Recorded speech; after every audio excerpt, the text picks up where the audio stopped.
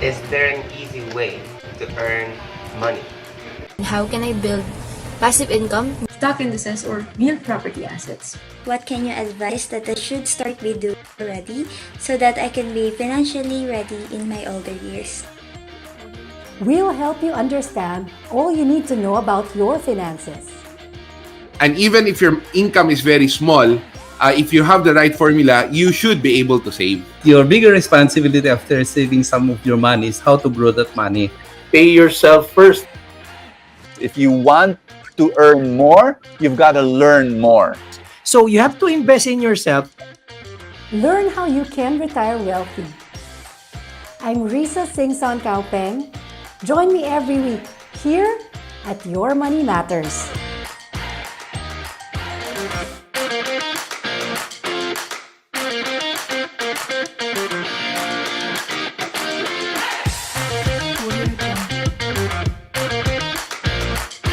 Hello everybody!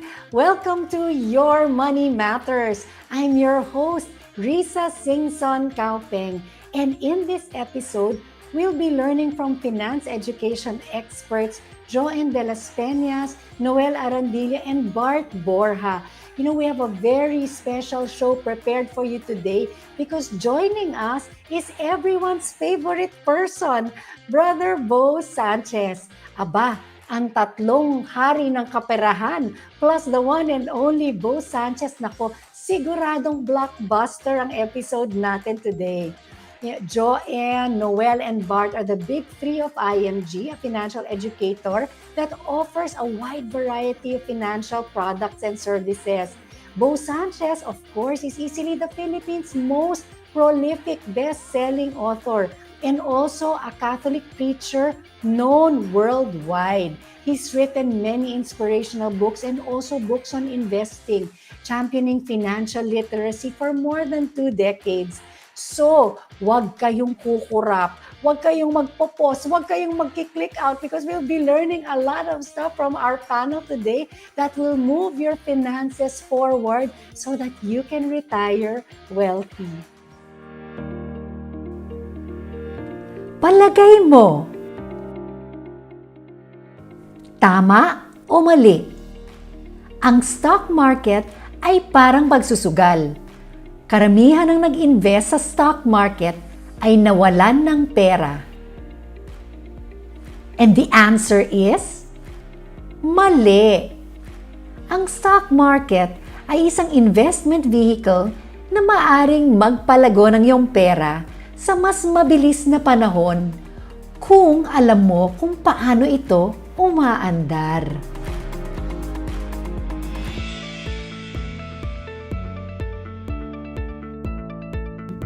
Okay, we're back and we're with Joanne, Noel, Bart, and our very special guest, Bo Sanchez. Hi, brothers! Kamusta kayo? Hi, sister. Hi, thank Happy you for to be making here. time.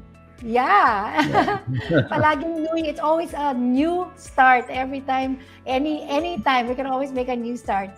Okay, so when it comes to putting our financial life in order, minsan, parang di ba parang buhay spiritual din yan, yung meron kang maririnig ng mga tao na magsasabing, ay nako, I'll start saving, I'll start serving the Lord pag matanda na ako. Pero yung mga tao rin na nagsasabi na, ay sige, hindi pa ako ready mag-save, magsisave ako pag matanda na ako. What do you tell people na mga ganyan? I'll start with Joanne, with Joanne.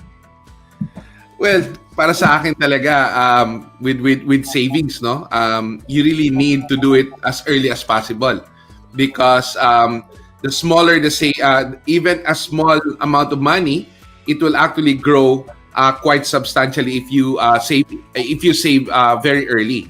And I think one of the things that we talk about is sometimes people will say that they don't have enough money to save. So what we're really saying is that you must have a formula. You must have a formula for saving. Because if you have the right formula for saving, even if you're young, and even if your income is very small, if you have the right formula, you should be able to save. Nako, ayan. may formula naman pala para ang pagsisave at ang abundance. Bart, what can you, yung mga challenges that people go through when they start saving, even before we start talking about the abundance formula, maybe mga challenges that people go through in trying to save and invest?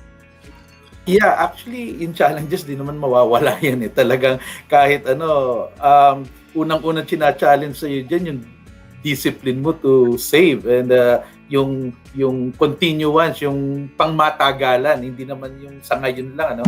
Well, challenges will always be there. Pero kung yan ang panaiisipin mo, hindi ka talaga makakabuo or magiging consistent sa pagsisave mo. And I guess siguro talagang yung savings talagang i-prioritize natin to whatever the challenges that you may have right out there.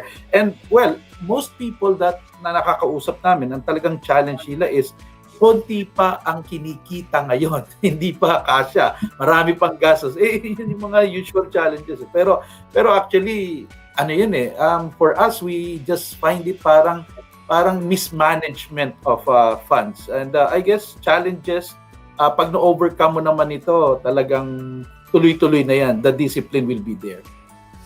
And so that's why it's important that we know how to, meron tayong game plan when we save and when we invest and when we spend our money. And I know, Noel, you have a lot to say about that, no? Yung mga, Joanne was mentioning about a formula, an abundance formula. So, ano yung pwedeng masundan ng mga tao na template, kumbaga, so that when they start saving and investing, naka-program yung kanilang expenses? Yeah, about savings, no? Talagang dapat ang formula natin, ang usual formula kasi natin na income minus expenses equals savings. So, inuuna yung expenses. So, yan ang usual formula. But kung unahin mo kasi ang expenses right now, dami-dami mo gustong paggastusan, di ba? So, talagang walang maiiwan sa atin. Unlike before, talagang simpleng buhay lang. So, talagang walang masyadong panggastusan. So, that kind of formula works. But right now, sa dami-dami naman ng mga gusto nating panggastusan ngayon, income minus savings, talagang expenses, pag unahin mo yung expenses, talagang wala nang matitira. So, ay maganda yan. No? Ito, narinig ko rin so many times kay Brother Bo yung 10-20-70, the abundance or prosperity formula, na income, whatever your income 100%, pay God first, pay yourself first, then ang naiwan is para naman sa expenses at lifestyle. So 10% for the Lord, 20% para sa sarili natin, para sa future natin, at saka yung naiwan naman is for our lifestyle and the expenses natin. What if kulang sa expenses, walang pang lifestyle? Di wala munang lifestyle, di ba? Pang expenses muna para hindi lang talaga mapunta sa utang. Yeah, okay. Bo, they were referring to that abundance formula. Actually, this is a book that you wrote. And actually, ang Bo, yung part na people leave out is that it's not just the 10-20-70 principle or abundance formula. May 100. 110, 20, 70. Ibig sabihin, kailangan makitain mo muna yung 100 bago mo ma-divide yun into 10, 20, 70. Wala kang i-divide doon kung wala kang kita, di ba? So, paano yan? Even before we apply that formula, how can people grow their income? Exactly. When tama yung sinasabi nila na, ay wala talaga akong ma-save eh. Kulang na kulang. Paano ba yan? And so we go back to, we have only two answers for that. Number one is, tama Riza, 100%. Give 100% to your job, your business, to your customer. Find a way to increase your value. Earn extra income if you can. Keep your day job, and then do something on the side, whether that extra thing is IMG or something else. You have to find a way to increase your income. I'm very happy that IMG is giving an opportunity to everybody, to do that. Because mahirap ngayon ang single income lang. You know, sweldo lang, tapos na. I always encourage people, no, why only have one income stream? What if in the pandemic we found out, you know, your company closes, you lose your job, all of a sudden there's nothing. You should have many income streams. So for example, your salary, that's one income stream. How about your investments? That's another income stream. How about your extra income from your business? Let's say if you work and do an ING business, you know, so these are income streams. So give 100% of yourself and serve. And when you're able to do that, you'll be able to give your 10% and invest your 20% and then live on 70%. Bo, in your book, you mentioned that one of the core ingredients that you need to grow your income is competence.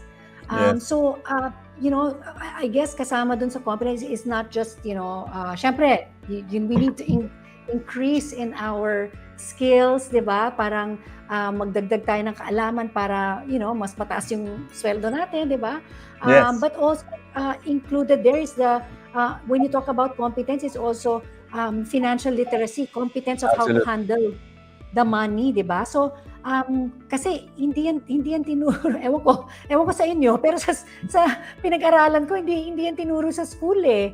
'Di ba? So, parang how do we learn these things about competencies and increasing our skills? You are absolutely right, Riza. You know, financial literacy was not taught in school, sadly. You know, you're taught math, you're taught science, you're taught history. Okay naman yun. I mean, you know, those are very important subjects. But we did not teach the more practical subjects like how to save, how to invest, you know. Would you believe, Riza, I was 30 years old, or maybe a little bit nearer, a little bit earlier than 30, when first time I became financially literate. Because I was like you, Riza, I was a missionary and all my life, you know, serving God, serving the church, giving my life to the Lord, and then knew nothing, zero about money. And what we're encouraging people to do is this: if you want to earn more, you've got to learn more. You know, how can you earn more if you don't learn more? By increasing your learning, you will increase your earning. And the way to do that is to prioritize, to actually say, hindi, starting now, I will learn about financial life, financial growth, financial investment. So IMG is one very important way by which you learn more. And I will recommend, you know, you've got all the teachers here, Noel, Joanne, Bart, you know, and many others. You know, find out how you can learn more. How does money work? How does interest work?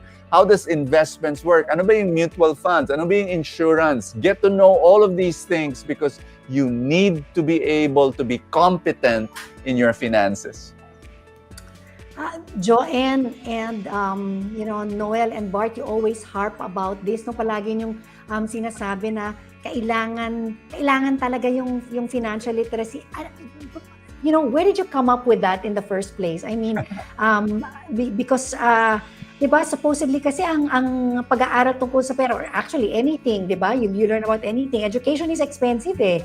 Diba? So saan nyo nakuha yung idea na kailangan matuto ang mga tao tungkol sa pag-handle ng finances nila? I think, sister, of course, number one is yung will mo, no? To really want to learn. Otherwise, if you don't have that will to really learn, that's when you have difficulty. One of the things that I really learned with Brother Bo before, and I've always used it, yung abundance formula, which is God first, diba? Then pay God first, pay yourself, and then pay the rest. No, and I think maraming tao that knows this formula, but they're not able to practice. Nahirapan sila. Kasi according to them nga, is that when they do that, nothing is left. So that's the reason why sometimes when you go to church, coins na lang na ibibigay. But I want to share something with Brother Bo and everyone that formula when you say God first. Kasi I learned from that, Brother Bo, when you said that give the first fruit. So one thing I've really done to myself na nawala yung challenge into financially was that give God first, diba? You give God first, which is 10%, and then 20% is pay yourself, which is your savings. So you live below your means by 70%. And when you do that, they will always say, walang matira. It's not true. Because the way I really experience it is that when you do God first, you know, what really happens to me, bro, is abundance will come in. And you'll have more than enough to pay yourself, and you'll have more than enough to pay other people.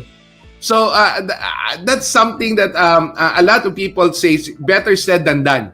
But I hope in this show, they will really realize that you know, when you have all this income coming in, you know, you have to distribute it properly. And I think hindi lang sa distribution it's also according to priority. God is our first priority. Second will be us because we work. And then third priority will be all our expense. And I learned this with you, bro. And you know, my life changed, you know, for the past 10, 20 years, you know, with the right formula. And I always tell to a lot of people na, you know, if your formula before was wrong, you will see that the result is not good. But if the formula is wrong, why not change the formula? Gawa ka ng bagong formula. And I love that formula, which is pay God first, because we are not here unless God is here. And pay yourself because you're the one that worked. And then tsaka mo bayaran yung iba. Now, most of the problem is that we pay the other people first, diba? All our entertainment and everything. And then maybe we pay ourselves, and then we pay God the last. And that's the reason why I think that formula is reversed. That's for me is something that I want to share to everyone. And I learned that with Brother Bo, and I'm sure there's so much things to learn. But when they say na walang pera to save, I think they just using the wrong formula. Because if you do the right formula, you'll definitely have money to save. That's so true. You know, when we employ that formula, yung the 10, prioritizing God, parang you're putting in something that's outside of the equation 'Di ba? Kasi yung kaya gawin ng Diyos, hindi natin kaya yun Yung yung pagtatrabaho, pagkita ng pera, pag-save, pag-invest, yan trabaho natin. Pero yung prospering, you know, giving abundance, parte ng Diyos yun na hindi natin kayang gawin. And so I love that what you shared, Joe. And we're just gonna break for a while, but then I'll come back and I'm gonna ask Noel and Bart about the 20% and the 70%, and of course, Bo will also you know, tell us how we can grow all of our investments. Sa pagbabalik po ng Your Money Matters.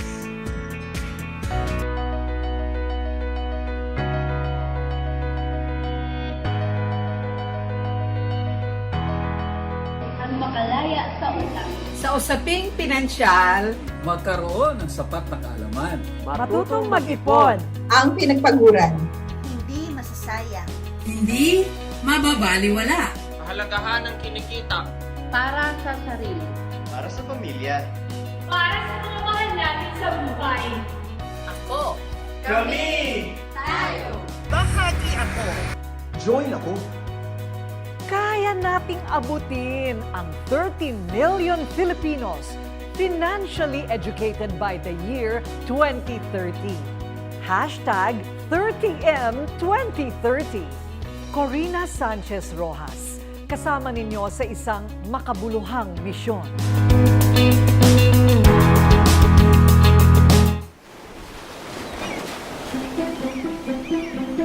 Someday, you will get older, slower, grayer, but also wiser, calmer, and freer than ever. At Kaiser, we help you prepare for those years ahead, so you can keep doing what you love with the people that matter the most.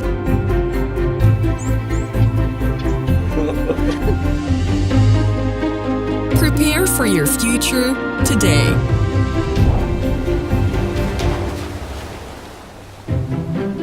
Kaiser International Health Group, the first name in healthcare.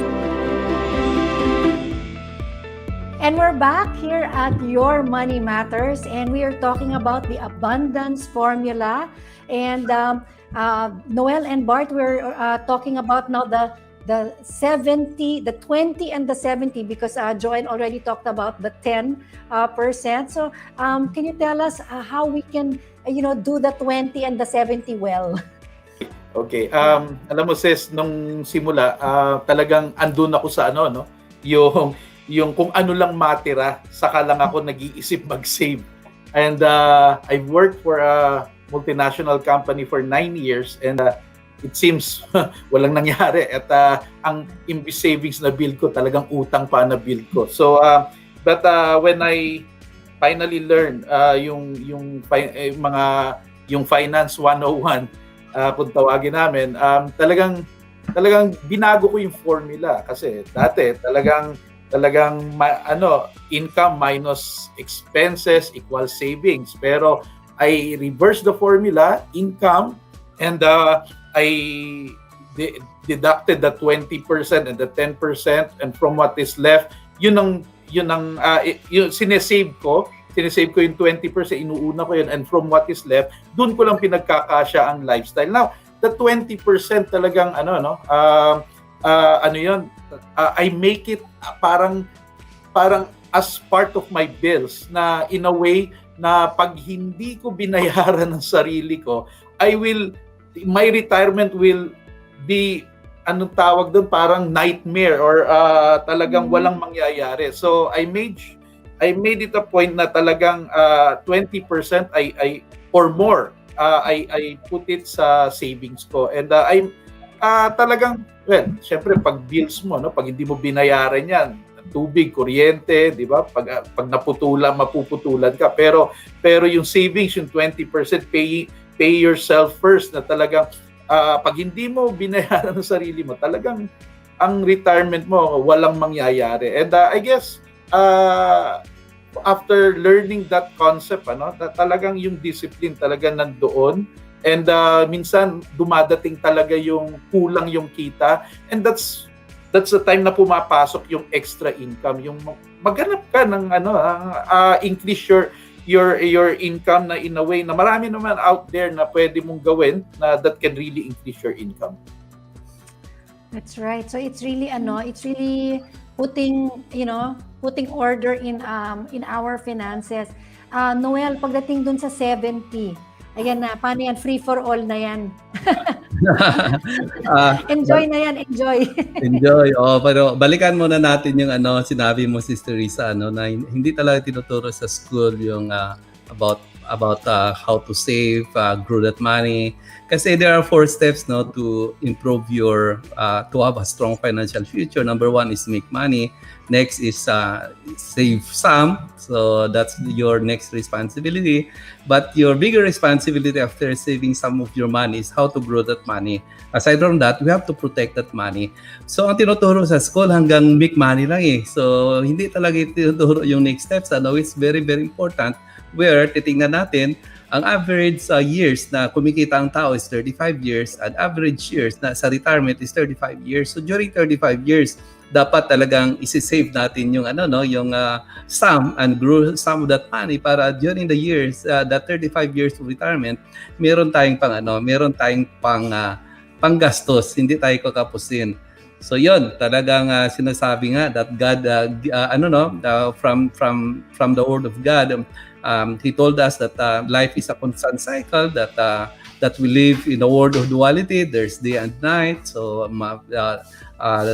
light and the darkness, talagang gulong ng palad talaga. So and God also told us how to survive the world of duality, this cycle, gulong ng palad. So yung di ba, Joseph the Dreamer, keep 1/5 of the harvest during 7 years of plenty, And that will be the reserve during the 7 years of famine. Yun, tinuturo, na palagi ko narinig to kay Brother Bo. That is why AGF survived the 7 years of famine. 7 years of famine yan ngayon, 1 year pa ang pandemic, di ba? Talagang hirap ng lahat kasi hindi nasusunod yung formula. What if mag-extend pa ng another year ang pandemic? So, baka hindi lalang magsusell, di ba? So, meaning 20% tithes naman, talagang given yan from the Bible, di ba? So, 20%, that's also from the Bible. So ngayon, the 70%, yun talagang yun ang pag-iingatan talaga natin kasi ang dapat maintain, no matter how fast you increase your cash flow, dapat maintain your lifestyle. Kaya sinasabi ko palagi, ang income mo is 10,000. So 20% ang savings mo is dapat 2,000. What if dumobli yung income mo, naging 20,000? Magkano dapat ang isi-save mo? 20%, 4,000, di ba? Sabi ko, mali yan.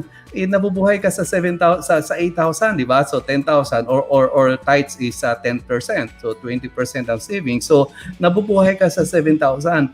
Bakit nung naging 20,000 yung income mo, bakit dumobli yung lifestyle mo? So dapat maintain pa rin ang lifestyle kasi meron tayong preparation talagang word of duality.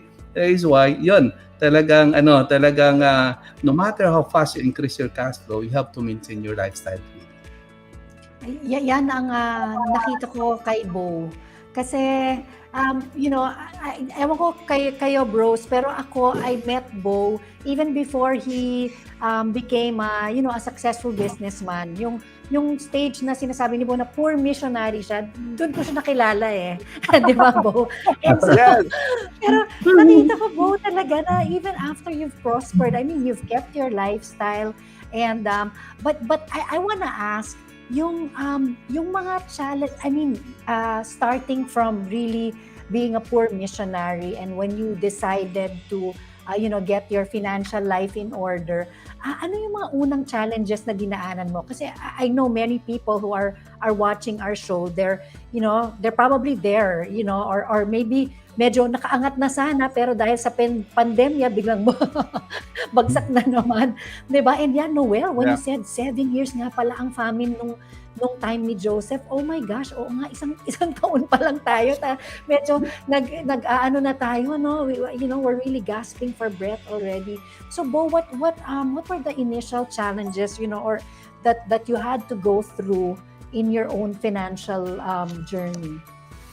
Because I did not know anything about money, that was my first challenge, knowing what to do with my money, having a better relationship with money. So it was both, sabihin mo na lang, financial literacy, tapos meron ring yung financial mindset, which is a little, may relationship naman, pero magkaiba. Literacy means, you know how to save, you know where to save, where to invest, so mga facts and knowledge. Pero may tinatawag na mindset that I did not have the right mindset because I had a negative view about money. I thought that money was bad. I thought that if you want to grow closer to God, you should be poor.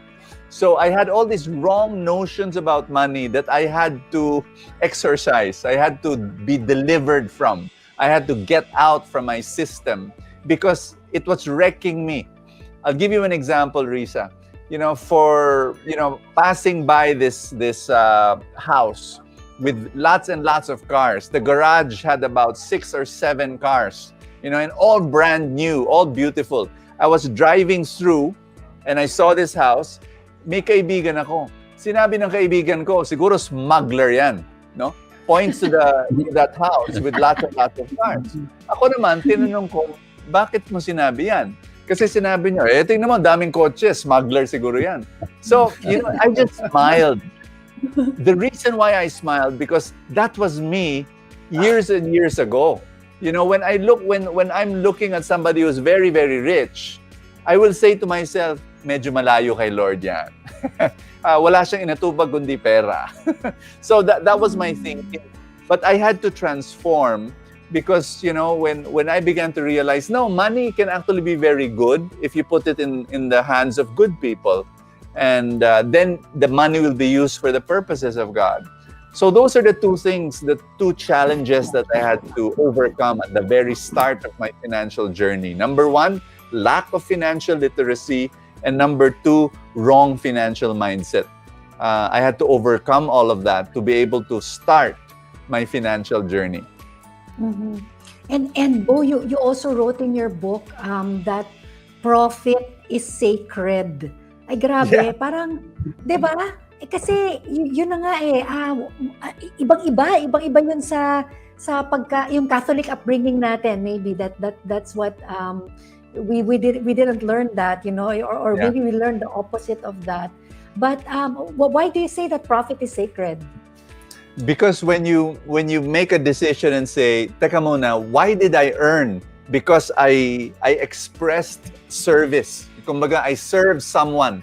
And that customer, whoever he is, decided to reward my service. So when I work, and we know that work is an offering to the Lord, God has given me abilities, God has given me time, God has given me a physical body. And so my work is my worship. So when I'm able to work well and then I get rewarded, that profit is my reward. So number one, I believe that it is sacred because it is a result of work. And work is worship. Work is offering your abilities to God and as a service to other people. The second reason why profit can be sacred is if you now say, Lord, pera mo to, thank you ha. Maraming salamat. Lord, what do you want me to do with this? So when you realize that, okay, I'll offer 10% to you, okay, I'll invest 20% for my future, and then provision also for my family. So it is sacred because it came from God, and it is sacred because it will go back to the purpose of God. That is wonderful. Nako, ang dami-dami ko pang mga tanong, but maybe I'll reserve it for a next episode with all four of you. But we'll break for a commercial and then we'll come back. We'll have our panel answer a question of a viewer. So magbabalik po ang Your Money Matters. Love comes in many forms.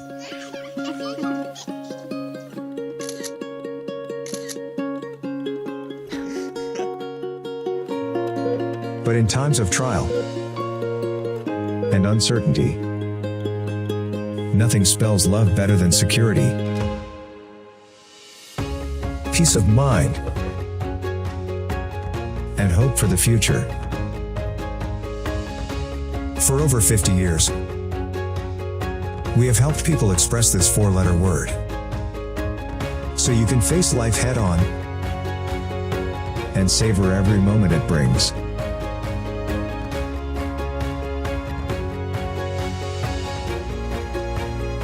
Manila Banker's Life. The best way to show your love. Protect yourself and your family and be certain with your future with Fidelity Life. It has been a long-time dedicated partner of IMG that provides life insurance benefit exclusively to its members to meet the risk protection needs. In partnership with Everest Memorial Services, Fidelity Life is also providing its members with free access to 24/7 Memorial Concierge services.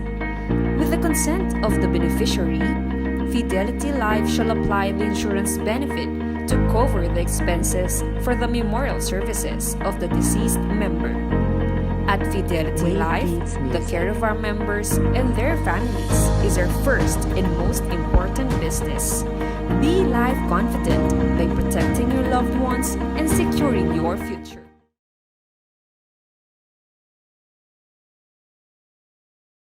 Kaiser Medical Center provides a wide array of diagnostic and medical care services, ranging from immediate quality medical care to consultation to individuals and companies all over the Philippines. And because we value your health, our ultimate goal is to be your partner in health and wellness, even long after your visit with us. Kaiser Medical Center is a diagnostic clinic equipped with highly committed and experienced professionals willing to provide you with excellent healthcare service, focused on health and wellness at all times. Our aim is to have a consistent, lifelong relationship with our patients by providing convenient and affordable quality medical care and consultation which is preventive and curative in a happy, safe, and friendly environment. Kaiser Medical Center, kaagapay mo sa kalusugan.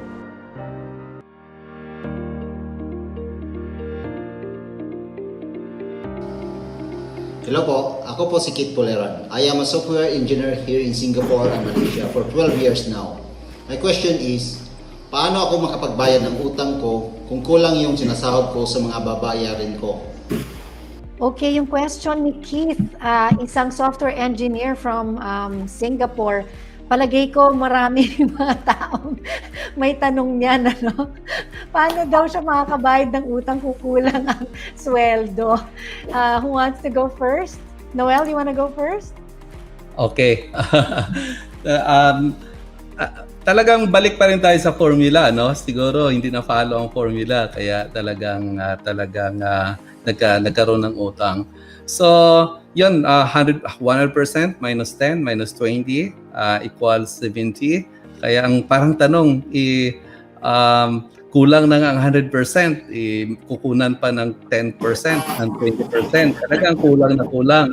Saan pa ako kukuha ng panggasto? Saan ako kukuha ng pambaya, di ba? So, yun, usual, ano? Talagang kung kulang na kulang yan, means gamitin mo talaga yung spare time natin to make more money. Kasi kulang So kahit anong budget na gagawin mo, kahit no matter how hard you reduce your expenses, talagang kulang pa rin. So yun, talagang you have to use your spare time.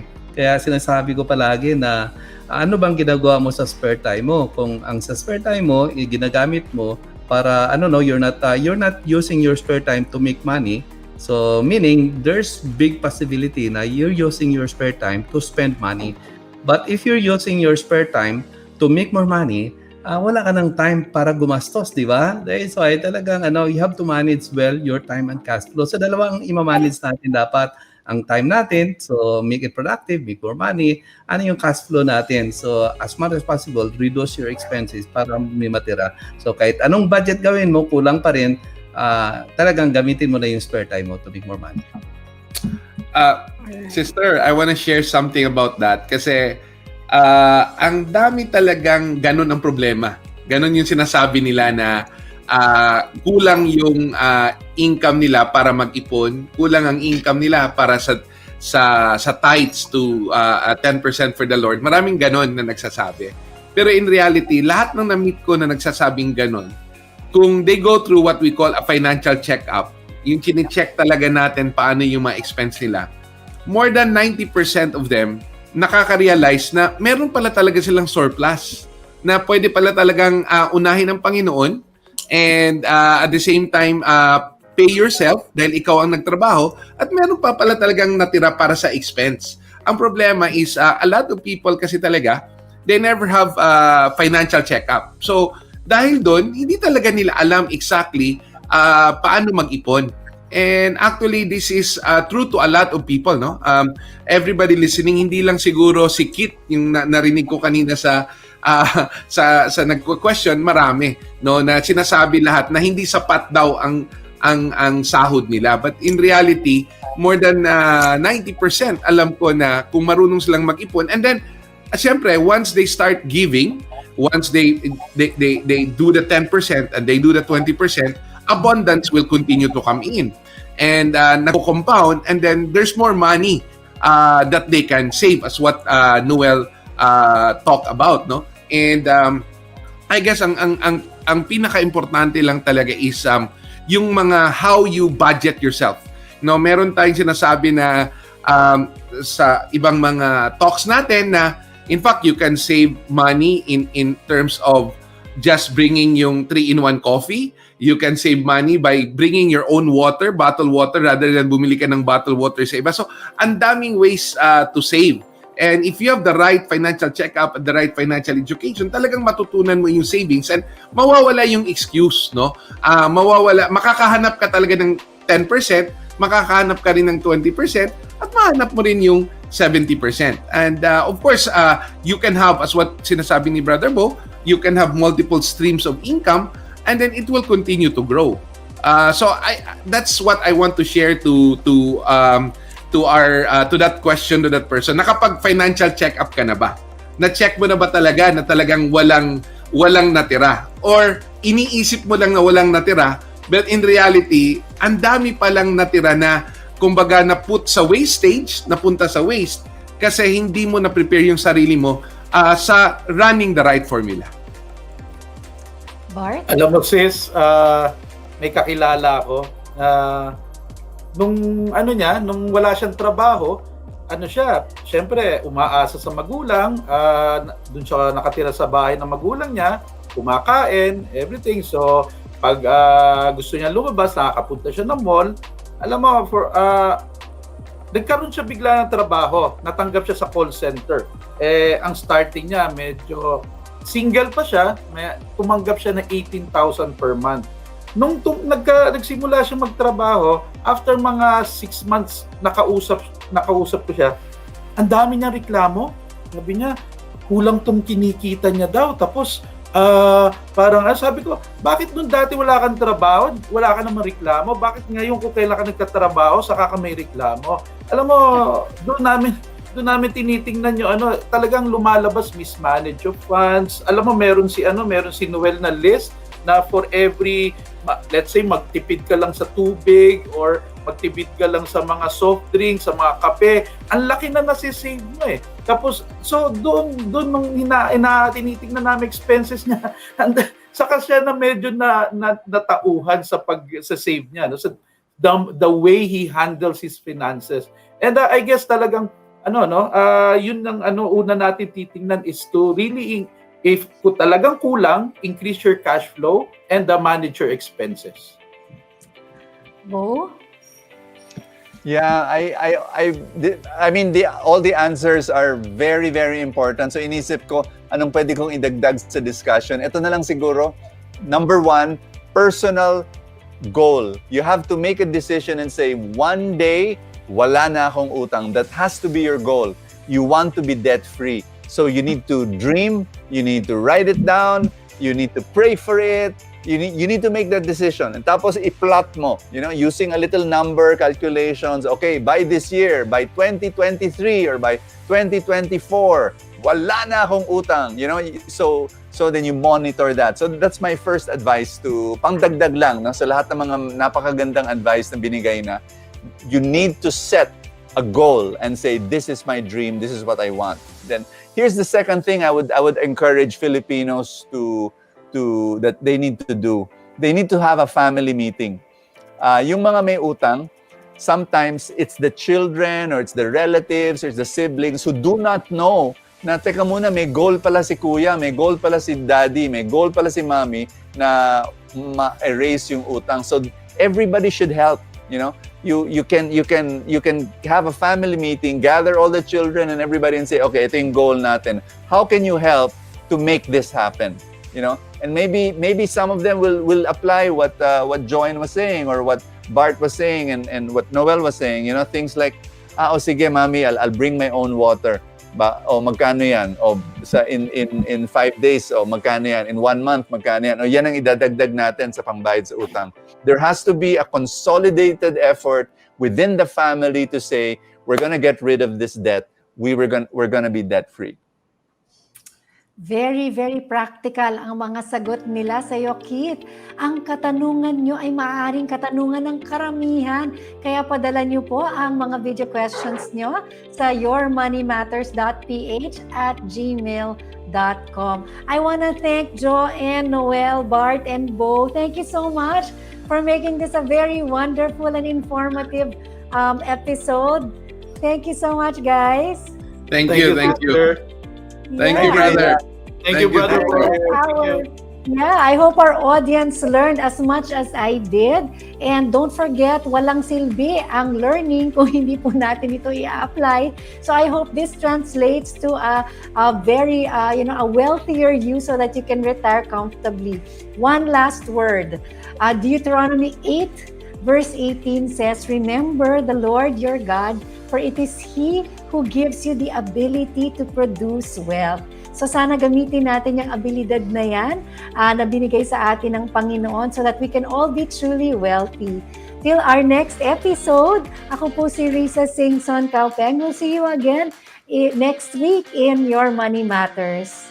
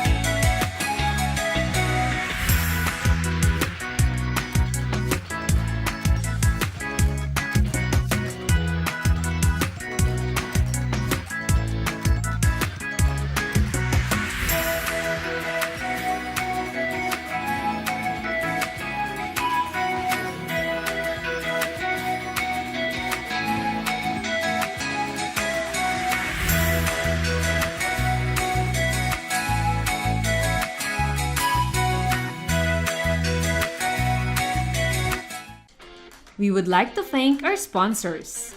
Learn the secret to saving and building your future. Become your own financial educator through IMG, International Marketing Group, your total financial solution.